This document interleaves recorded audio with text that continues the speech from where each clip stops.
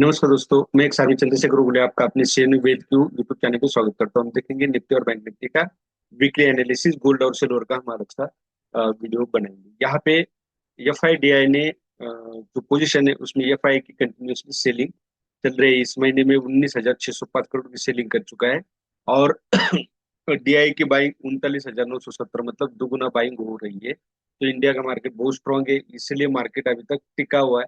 Otherwise जब पहले F I जब सेल करता था तो मार्केट डाउन साइड आता था। फिर भी सेलिंग की वजह से मार्केट में मूवमेंट नहीं मिल रही, जिसकी म्यूचुअल फंड में अगर एस आई पी होगी, लमसम होगा, तो वो भी देख रहा होगा कि एक साल से मार्केट में कुछ भी रिटर्न नहीं है। तो ये बात सही है। मार्केट 26,200 से निफ्टी जून 24 को वहां से डाउन साइड गई थी, मतलब एटीएच लगाया था 26,200 का जून 2024 में। आप देखोगे तो मार्केट 2025 है दिसंबर का 26,200 से नीचे। तो ये देख सकते हो यहाँ पे 26,200 से नीचे ही मार्केट है। जब तक ये 26,332 जो प्रीवियस एटीएच लगा था पिछले वीक, वो ब्रेक नहीं होगा तब तक मार्केट आप नहीं जाएगा। यहाँ पे मैंने पिछले वीक में जो एनालिसिस किया था वहां पे बताया था ये हैंगिंग मैन कैंडल बन चुके हैं। हैंगिंग मैन कैंडल हमेशा ये निगेटिव साइन होता है, मतलब सेलर्स का इसमें बहुत ज्यादा प्रभाव होता है। अब जो इस वीक की कैंडल बनी है, सेम कैंडल बनी है, तो इसका मीनिंग क्या हो रहा है कि मार्केट सेलर्स जैसे मार्केट को डाउन साइड लेके जाना चाह रहे, वैसे ही सेलर्स बायर्स की एंट्री हो रही है और मार्केट को अपसाइड पुश कर रहे हैं। अब इस ये जो ट्रेंड लाइन है ये 90, सॉरी, 30 की 35 से 40 के एंगल की ये ट्रेंड लाइन है, तो ये ब्रेक होने की संभावना ज्यादा है। अगर ये ट्रेंड लाइन यहाँ पे थर्ड टाइम टच किया हुआ है, यहाँ पे अगर 25,690, मतलब 25,700 अगर ब्रेक होता है तो डाउन साइड एक मूवमेंट छोटी सी मिल सकती है।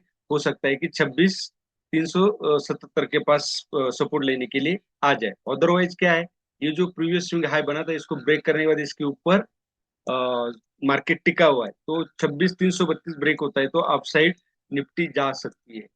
अब वनडे की कैंडल अगर हम देखा जाए,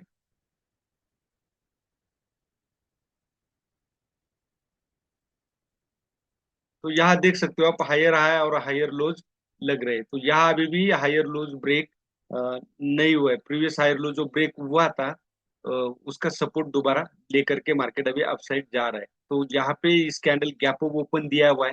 गैप ऑफ ओपन का साइन क्या दर्शाता है कि मार्केट की अपसाइड जाने की प्रोबेबिलिटी यहाँ पे ज्यादा है, फोर्स बायर्स का ज्यादा है। तो आप न्यू इन्वेस्टमेंट स्टॉक में करनी है तो आप, मेरा ये सजेशन है, जब भी मार्केट ऑल टाइम हाई के पास होता है तो थोड़ा सा अवॉइड करें। अब अगर आपको एंट्री करनी है मार्केट में तो इसको ब्रेक होने दीजिए। इस पोजीशन में मार्केट यहाँ से जब ऊपर जाएगा, एक बार रिटेस्ट करेगा और फिर आप एंट्री कर सकते हो। अभी भी एंट्री करना हो तो ये नजदीक है, आप यहाँ पे इस कंडीशन में एंट्री कर सकते हो, लेकिन आपका 30 to 40 30% ही अमाउंट यहाँ पे इस्तेमाल करना, क्योंकि ऑल टाइम हाई है, मार्केट हिस्ट्री रिपीट करता है।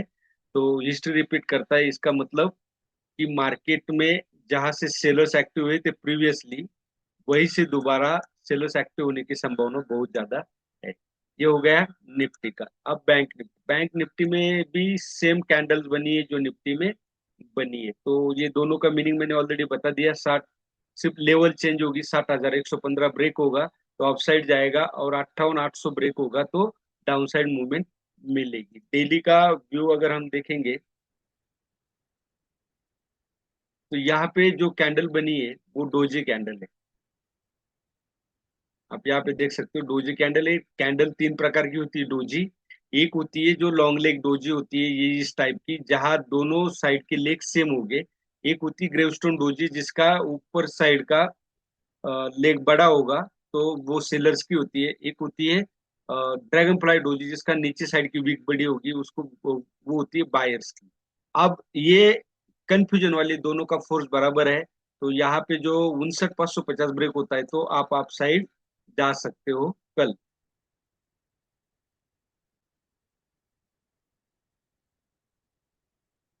और सेलिंग के लिए तो यहाँ पे अगर ये देखा जाए तो ये वाली कैंडल है, ये वाला ट्रेंड, सॉरी, अब आवरली में हमें चेक करना पड़ेगा कि किस तरह से ये ब्रेक किया है। अब यहाँ देखो,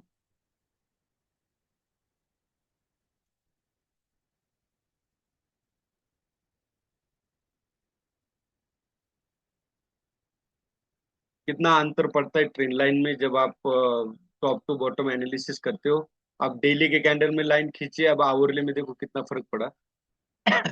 अब मार्केट यहाँ पे थर्ड टाइम टच कर रहा है। हमेशा जब भी थर्ड टाइम टच करता है ना तो मार्केट हिस्ट्री रिपीट करता है, मतलब यहाँ से सेलर्स एक्टिव हुए थे, इस ट्रेंड लाइन पे सेलर्स एक्टिव हुए थे, तो यहाँ पे भी सेलर्स एक्टिव हुए थे। लेकिन ये वाली पोजीशन जब तक ब्रेक नहीं होगी 59,130, तब तक आपको डाउन साइड मूवमेंट नहीं मिले, क्योंकि ये प्रीवियस स्विंग लो है। और हाई 59,50 550 ब्रेक करेगा तो आपने अपसाइड जाना है। अब मार्केट जब भी, मैंने बोला था आपको कि मार्केट जब भी ब्रेकआउट देता है तो आपको एंट्री नहीं करनी है। क्यों? क्योंकि मार्केट वो सही ब्रेकआउट है कि नहीं ये तब पता चलेगा जब वो रिटेस्ट करके दोबारा अपसाइड जाएगा। तो हमेशा रिटेस्ट के इंतजार करना है। ब्रेकआउट ट्रेड पे कभी ट्रेड नहीं करना, चाहे ब्रेकआउट हो या इस तरह से ब्रेकडाउन हो। ये हो गया। अब आप यहाँ पे कल जैसे ये लाइन ब्रेक होती है यहाँ पे, तो आप अपसाइड के लिए ट्रेड कर सकते हो, क्योंकि यहाँ पे स्टॉप लॉस छोटा होगा। और ब्रेकआउट के बाद या ब्रेकआउट से पहले एक याद रखना कि एक एन पैटर्न बनता है। ये एन पैटर्न हो गया। और दूसरा एन पैटर्न क्या, ब्रेकआउट के बाद बनता है। कभी जब ब्रेकआउट से पहले देगा तो जरूर नहीं कि ब्रेकआउट के बाद ये देगा। ये मैं अपने एक्सपीरियंस से आपको बता रहा हूँ, कोई इसका रूल नहीं है।